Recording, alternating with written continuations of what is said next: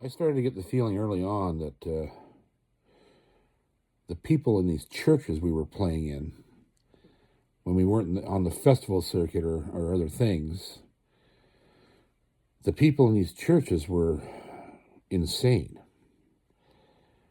It was a culture shock for me to see people that uh,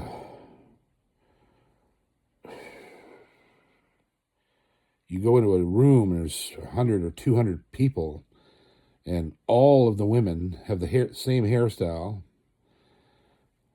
all wearing dresses, down to mid calf. Not a piece of jewelry in the room anywhere. And the men all, clean shaven, suits and ties for the most part. And they looked normal. They looked like they were sensible folks, but they had a belief system, in my opinion, that was just absolute insanity. These people were, they believed in a lot of things that were just, I couldn't understand how any clear thinking human being could believe what they were believing. They believed that they could speak in tongues, the language of the angels. And what it was basically just yodeling gibberish. And certain words that you'd hear, and you'd hear them, you just knew it was fake because you'd hear different people use the same sorts of phrases. Like they were just copying each other. It was just ridiculous, and people being slain in the spirit, literally falling out on the floor and having convulsions. And there was stories they told me, like there were people I met that believed they had heard adult voices coming out of the mouth of babies in the church. The altar call, people coming down, at the end, near the end of each show, there was an altar call where we played an instrumental of an old hymn. I don't remember which one it was, but then people would come down and fall on their faces in front of the altar on the floor and scream and cry and, lift their hands to God. They all had the same. There was no individuality amongst the things that they were doing, their mannerisms and their language, which instantly indicated to me that these people were just imitating what they had seen everybody do. So they were just imitating each other, making the same claims, doing the same things physically, right down to the way they held their hands up, the angle at which they held their hands. It was just weird. You just look at them and go, what is going on here? And, I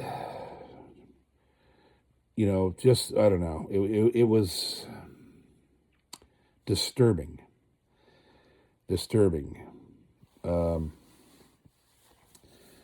They also believed things like, that when you die, you go in the ground, but when Jesus come back, the dead who believed in Jesus were going to rise up out of the ground. And then there'd be a certain number of people just caught away in the blink of an eye who were still alive, the living people. Like just all of the lore and stuff that just blew me away. I couldn't get my head around it, and I had to accept it and sort of half-ass embrace it, because if I didn't, I would have probably lost my job. If I'd have told these people what I really thought about what they were doing, they likely would have thrown holy water on me and said I was possessed. It was that serious a problem, what I was seeing going on. And I mean, let's not even talk about going into churches where they were handling snakes. I saw that firsthand as well. I saw people handling rattlesnakes in a church. All based on a verse in the Bible about being able to trod upon the serpent and not be stung, and the scorpion and not be stung, bitten and whatever, and just, this is an awfully spurious thing to risk your life on, when you don't even know really who wrote most of the books of the Bible, and you're in a church full of people with 100 rattlesnakes. It was just seriously, it was seriously messed up, and but it became. I took a lot of guidance from Emmett, because Emmett would just, he would play along with all of this stuff, and then when he got out of the church, he was just like, whoo-hoo. Well, and then he'd have a comment about just about everybody he saw in there, and of course, then there was the, you could tell after the service, that some of these people just weren't what they were professing to be morally. You just knew, it was obvious, right? And it was just, it just called into question everything that was going on. And of course, you also realized that the pastors of these churches all lived in nice new brick houses. Like, brick houses were a big deal down there because they're easier to keep cool and warm, and if it gets cold in the winter, which it doesn't usually get that cold, but they would live in a nice new brick house somewhere. They had lots of money, and the money was coming from the congregation. And it just seemed like a scam to me. It was just, and we were going in there to play for the collection plate in these churches, and sometimes I didn't realize it right off the bat. I thought there was some other arrangement in place between Enoch and the pastors of these churches, but we were literally going in there for the collection plate, and I bet you some nights we didn't get $100. And here's Enoch having to pay me, Bobby, Joy. I don't know what he paid Joy. I'm not sure. I don't know. That's a whole other story. Joy came from a town in Louisiana called Turkey Creek, and her parents were fans and friends of the Sullivans, and when she took up the bass as a girl, she was 14 or 15 years old or something when they snagged her. Her parents made Enoch and Margie her guardian, and she was allowed to come there and live there with Enoch and Margie. She had her own bedroom in the house. She lived right there. She helped Margie do everything. She worked on the farm. And she just left her family behind. Why, I don't know. I don't know. Joy DeVille was one of the most enigmatic people of the whole scene, And, we used to make comments about why she might be there that weren't very kind, actually. But I never saw any evidence of anything untowards going on around there. It was just a weird scene, and I equated it back to the religion. Why would people let their only daughter, or maybe I don't even know if she had any siblings, but why would they let a 14 or 15-year-old girl, 16, whatever, just take off with a traveling band, whether they be a gospel band or not? And not only take off with them, but go live with them permanently. As far as I know, I don't know, Joy may still be there because Margie is still living. She's the only one that's left alive, and I don't know, she's 150 years old now.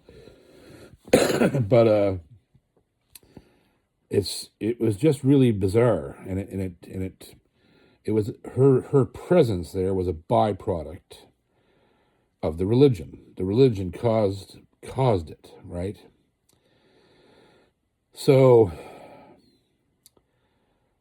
it wasn't long, into everything where I started having to. Emmett said, "You're going to have to ask Jody for your money." So I would have to go I went every Friday and said, "Hey, Pop." I called him Pop. I loved Enoch. He was a heroic figure. And I said, "Hey, Pop, I think I could get some money." "Oh, yeah, okay." And he'd always do the same thing. He'd pull out the cash that was in his pocket, and usually it was all ones. Because the church played, right? So, sure enough, he'd sit there and he'd try to count out 100 ones. Maybe there might be a 5 or a 10 in there somewhere, and seldom ever would he actually get to $100. He'd come up to 65 or 70, and, "Well, that's all I get on me, John Paul. Is that good enough for now? I'll get you the rest later," right? So that's how it worked. And I never got the rest later. There was no later. I would go back the following Friday, and sometimes I'd get $100, sometimes I'd get 60, sometimes I'd get nothing. There'd be just, "Well, don't have no money today. I'm going to have to sell a cow, I think." And then that would never be caught up, but I was having such a good time. Really, even with all the weirdness that was going on, and all because it was bizarre, man. It was really bizarre to be thrust into that world, and I'm literally on straddling this fence between all the great stuff I'm learning musically, and the other side of the fence is this incredibly bizarre dogma that's around me everywhere. And again, this knowing that, watching these people have their worship and then go outside the church and act like animals sometimes. It was just like, whoa, like what is going on here? What's the meaning of all this, right? If they believe this and they practice it, but they only practice it under the roof of the church, what good is it, right? What good is it? Now, if there's a God, you're a lying asshole if you're doing that. You're going in paying service to God, then you walk outside the door and you screw your neighbor over, or you punch your wife, or you get in a fight, or you're a drunk behind the curtain, right? Or whatever the case may be. And it was high stress. It really actually was a lot of stress. Because also I had to conduct myself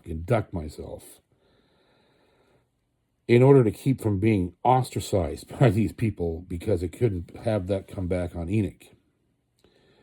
So I kind of had to behave myself a lot.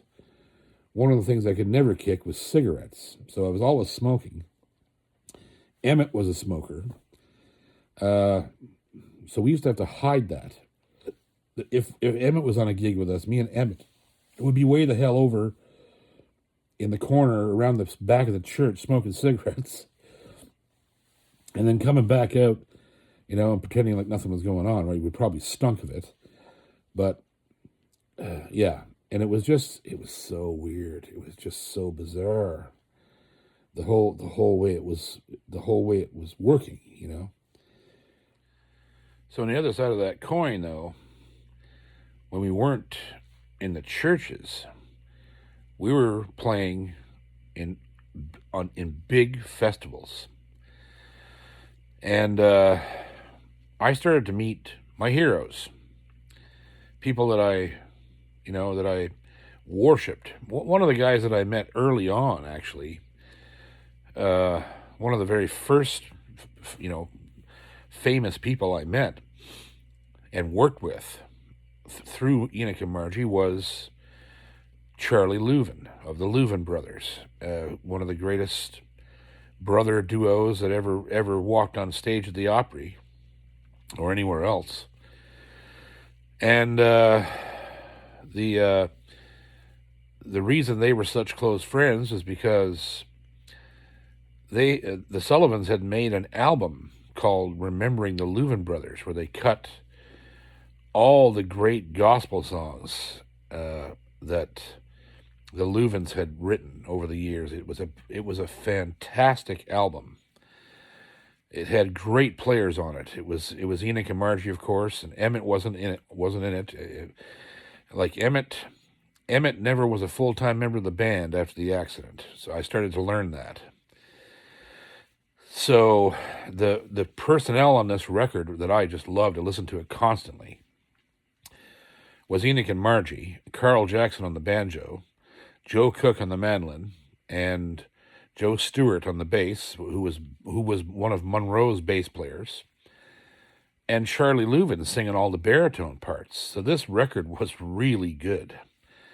It was cut in Nashville, I'm pretty sure, and the production was awesome. The mix was awesome, and it was just a great, great record. And Charlie, wasn't the busiest guy in the world. Should have been. But he'd stopped having hits on the radio. He had a few things in the 80s. But he was getting older, right? And he came from that old school, so the country music scene was sort of shutting all guys out like that at that time. Even Johnny Cash was going through problems in the late 80s, trying to get on the radio or stay on the radio at all, right? And so Charlie would come out on the road with us. He'd come and play churches with us. And me and him we just ganged up, me and him. I'd often drive to gigs with him in his pickup truck. And we'd have the greatest conversations, and he'd tell me all kinds of stories, and he taught me a lot about singing baritone. He taught me about that third part, and he really wanted me to go play with him, play mandolin. But the problem was I didn't have a voice high enough to imitate Ira. I was not a tenor singer,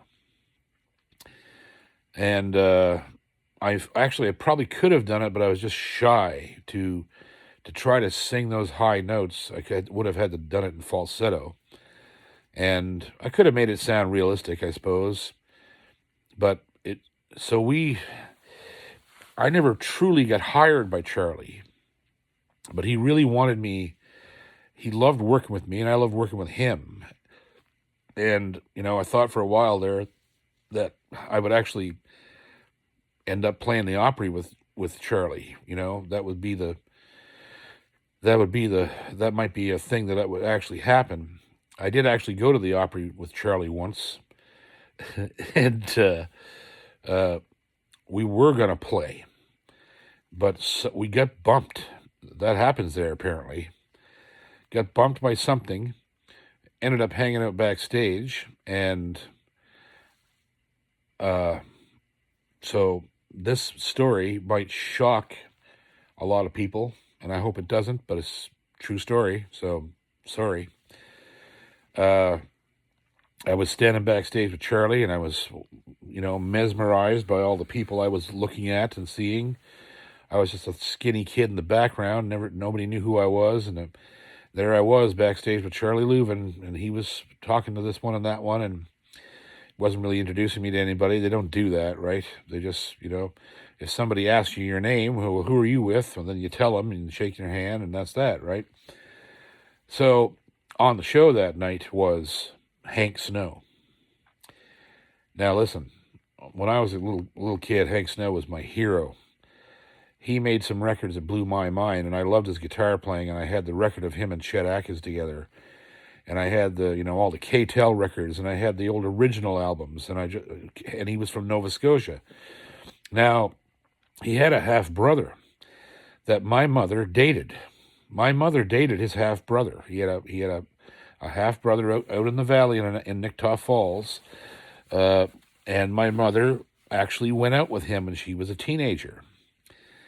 And she used to talk about it, and so...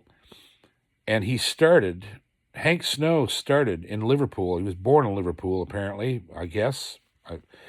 Sometimes I'd wonder if he was born in Liverpool, but I don't know, and I'll get into that later. That's another story. But anyhow, they say he was born in Liverpool, and he started at CKBW in Bridgewater, where I started. That was the first radio station I was ever played on.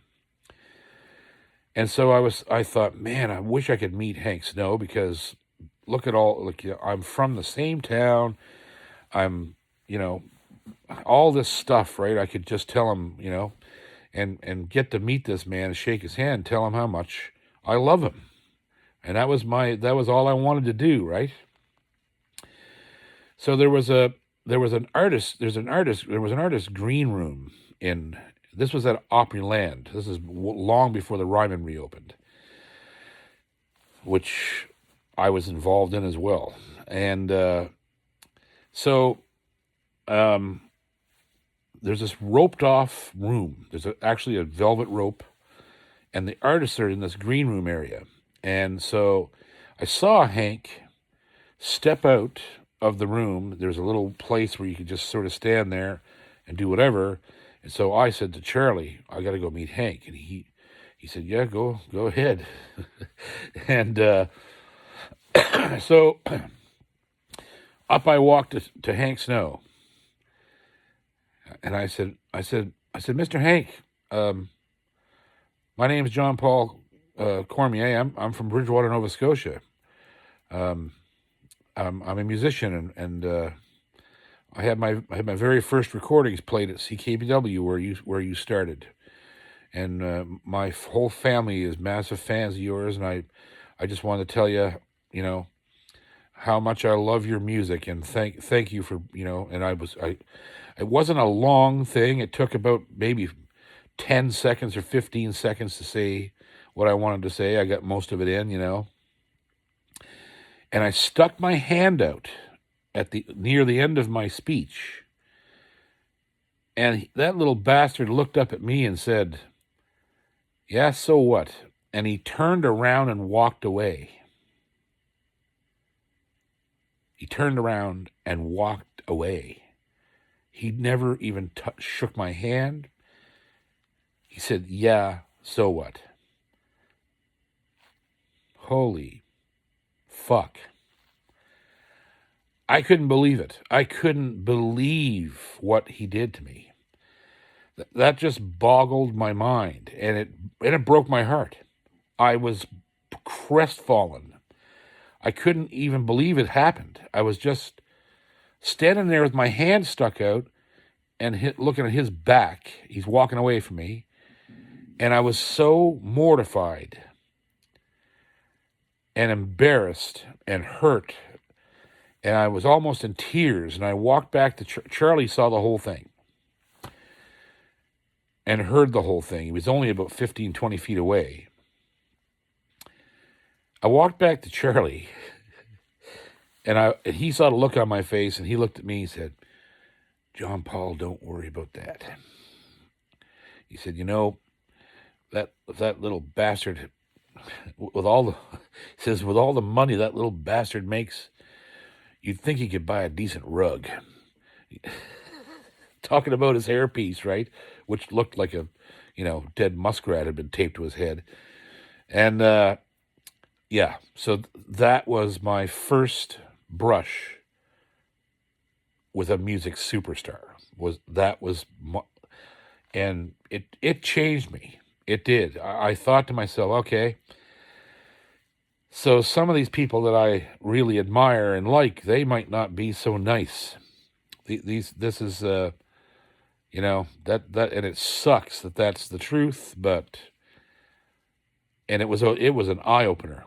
It was one of the moments in my life where I got slapped right in the head with reality, that you look at somebody on stage or you listen to them on a record, and they are not what you're hearing.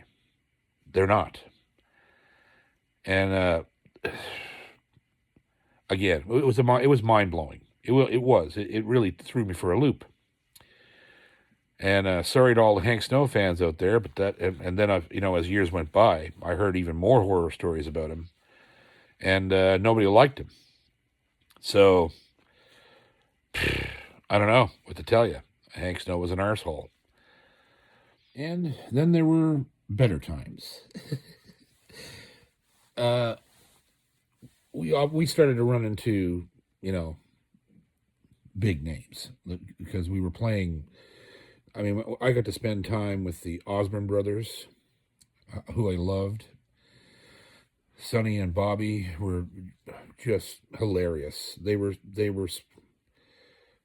so good. God damn, that was the best band I ever saw. Their live show was just unbelievable. How incredibly talented those guys were. It was friggin' amazing. It just boggled your mind when you saw them. You know, I'd get to hang out backstage with them. You know, we would, they were one of the first major bands I ever ran into. I mean, they were at Wiggins, Mississippi when I got hired by Enoch. And of course, also Jim and Jesse.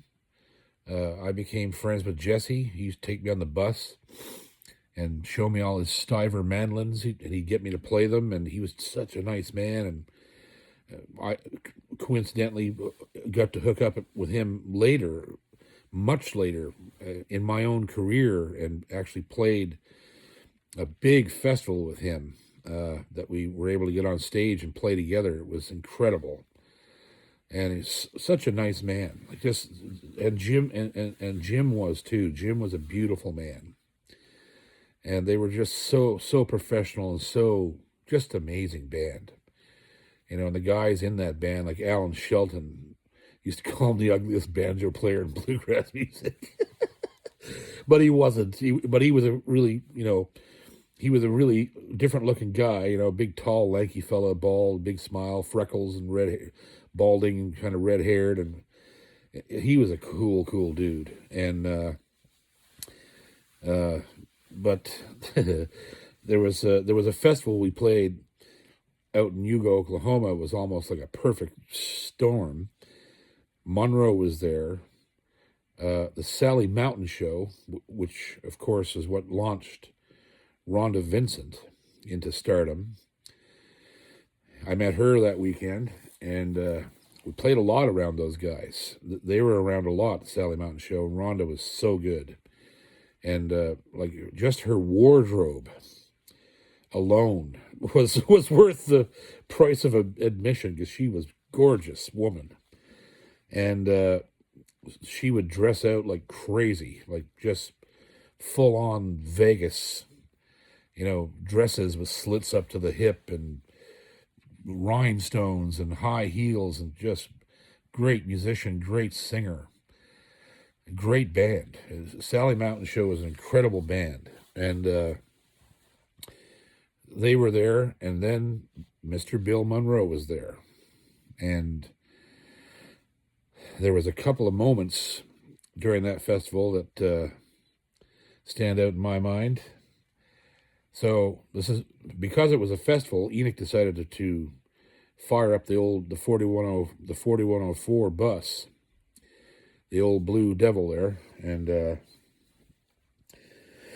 take the bus up there to the festival, because you couldn't show up at that kind of a festival without a bus. So anyhow, we were getting close to it, and I find out that Kenny Baker and Josh Grave and the New Dominion is there. Again, these are two of my major heroes. Kenny Baker's one of the best fiddlers ever, played for Monroe for years. And of course, Josh Graves was the dobro player for Flatt and Scruggs, and also one of my heroes. I heard these guys play on numerous records, had them on all kinds of vinyl. And so we're getting about, 5-10 miles away from the gig. And Emmett looks over at me and says, goes, "You better watch these."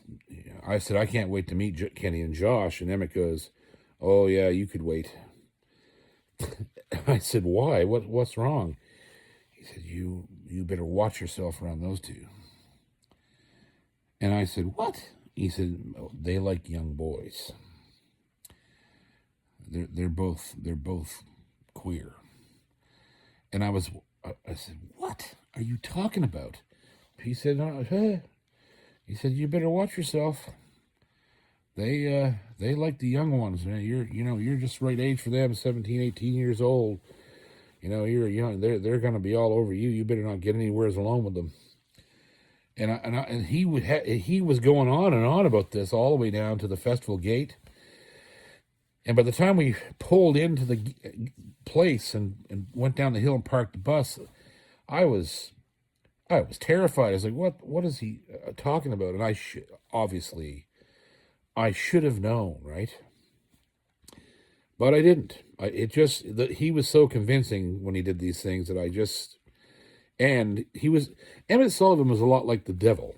He he would tell the truth enough to make his lies believable. So he would tell you all kinds of true things that you'd find out were true, and then he'd put some lies in there and you wouldn't know, right? Because he really knew how to string you along. So we stopped the bus, and I had to go in the back and change because was still in road clothes. And Enoch says, "Go back and put your suit on because we're going to get out and look. We want to look like we're here for business." Emmett had given me a nice red suit, beautiful burgundy suit he gave me, 3-piece. And so I went in the back and put that on.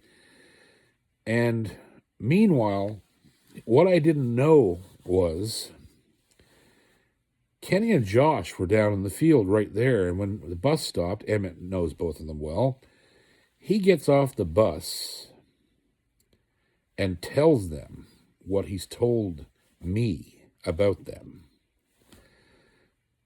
I had no idea this went on. So I get off the bus and I step down on the ground, and there's Emmett, and he's opening the bays of the bus and taking the instruments out. And Kenny and Josh are just standing there looking at me like weird. And I was like, Emmett says, "Oh, here's Kenny and Josh," and I shook their hands. And Emmett goes, "Help me get this bass out." And when I bent over in the bay to pull the bass out, Kenny Baker grabbed me by the ass.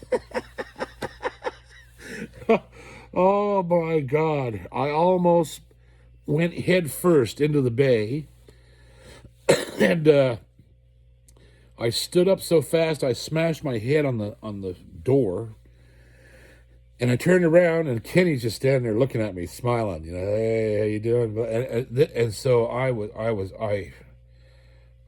didn't know what to do. I was like, "Oh God!" And so we're all find out we're due to actually perform. So we're all going up the hill to the stage, and we get in the backstage, and I'm trying to tune everything, and Kenny and Josh are in the corner, just sitting there looking at me and saying things, like just horrible things.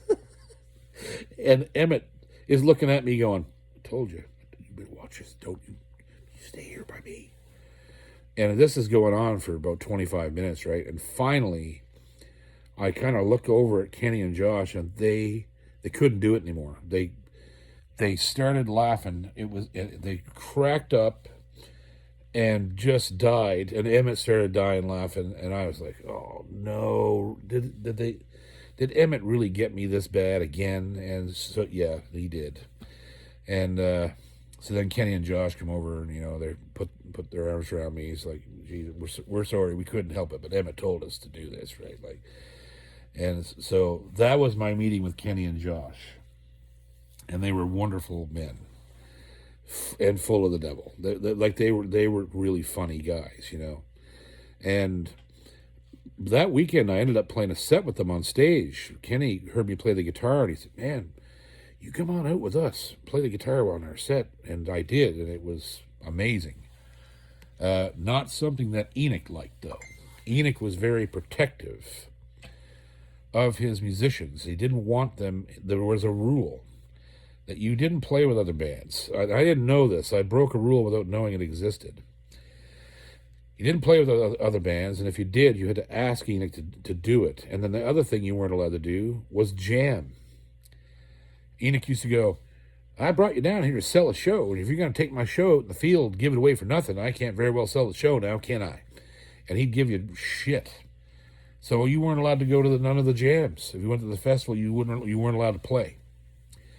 And I found out that was Monroe's thing. Mr. Bill wouldn't let anybody work with anyone else. If you did, you were fired, and you weren't allowed to jam. You weren't allowed to go out and partake in it. You were a bluegrass boy. You didn't go play with the great unwashed. You were a bluegrass boy. That was it. That's where your job began and ended, right? And Enoch ran things like that, and I didn't really know until that weekend, really, that that's the way things were. And I was disappointed about it. And incidentally, another group that was on the show the Osbournes were there, and they had a fiddler, and his name was Sean Camp. Sean Camp is now the lead singer for one of the world's most famous bluegrass bands called the Earls of Leicester, which was founded by Jerry Douglas and Sean and a bunch of others. And they, if you don't know about them, they completely tribute Flatt and Scruggs. They sound and recorded just like Flatt and Scruggs. Everything. They copy everything about the original band. Sean Camp is Lester Flatt in that band. He sings the lead and plays the guitar, and he's awesome. And I remember meeting him that weekend, and he was really funny because he was merchandising the hell out of himself. He had Sean Camp T-shirts and Sean Camp hats, and he was giving them out, and we were all just kids, so we were picking on him about it and stuff, and pretending to wipe our arses with the T-shirts. And there was a bunch of young people at these festivals that would kind of congregate, who were all players, and it was there was a lot. He was a really cool dude, and he went on to become a very successful songwriter and musician. And I saw him just a few years ago at IBMA. And he remembered. I said, remember, I used to play with the Sullivan family. He's like, oh, yeah. He says, yeah, I remember that. It was at Yugo, Oklahoma. I think it was Yugo. Yeah, I'm pretty sure it was Yugo. And he remembered. All these years, 30 years later, he remembered doing all that. And so that was, there was all these great things, just magic moments. And whenever Emmett was in the band, things went up a few notches. You know what I mean? Like he was the heart of the Sullivan family. When he was in that group, when he could go with us, he just brought the level of music up into the sky. Like it was just magic what he could do to just tighten everything up, and we were really, on top of our game in that first few years I was with them when he was around. It was really something to behold when we got on stage. And Enoch was a great front man. Margie was a great singer. Joy was getting better as a bass player all the time. She was a real solid bass player. Not fancy at all, just great timing. And so it was the memories of some of the people that I ran into alongside guys, like Emmett. He always colored every meeting a certain way, right? And because he knew everybody, and everybody knew Emmett. Emmett was revered as a banjo player. And there was a lot of good times there.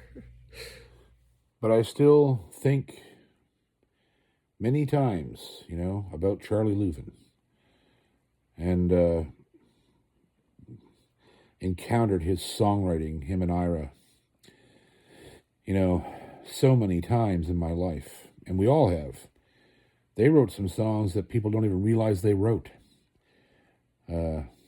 This Little Light of Mine, I'm Going to Let It Shine, written by the Louvin brothers. I Don't Believe You've Met My Baby, was a Louvin brothers song. Like so many great songs, and I still think of Charlie, as a linchpin in my life, where I start when I ran into somebody who had achieved a great deal of fame, and none of it had affected him. He was still a simple country guy who just loved music and people. He loved people. And he loved me, I think, and I loved him. He was a good guy, and it was always a pleasure to see him, driving down the driveway when he'd come down to Alabama, where they were from. And he'd come down to work with us. It was always a special time. And he was one of the first ones, that I got to work with regularly, that would restore my faith not only in people and music and all these things, but it restored my faith in myself for making the decisions I'd made, to come to a place 3,000 miles from my house that, all by myself, like him being in my life and him among a lot of other people as the story progresses. Him being in my life, really altered things and solidified what I was doing and made it seem like I had made the right choices. And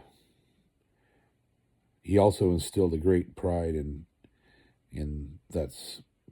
me of that state. Alabama is a great place. Good people, I have lots to say about, certain parts of it and certain experiences that I had there, but for the most part, there were some beautiful people in that place, beautiful people in a beautiful place. It's something that will stay in my heart forever.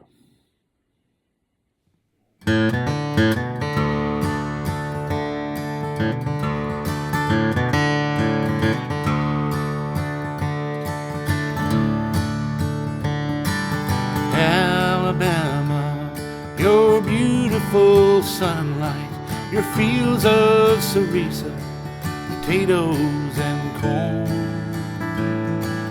Alabama, your crimson red clover all mingle around the old place I was born. Alabama, your hills and your valleys, your creeks sing with laughter as onward they flow. Alabama, so sweet in the springtime, sweet ferns and wildflowers, and winters with snow. Alabama, so sweet to my memory, you shine like a light on a beautiful hill. Alabama, in days of my childhood, I played there and toiled at the old sawmill. Alabama, your beautiful highways carved through the mountains where loved ones do wait. Alabama, your goldenrod flowers and the welcome home sign hanging over the gate. Alabama, to me you are calling, my footsteps are halting, no longer to stray. Alabama, you hold all I long for, you hold what I love. Alabama, I'm coming.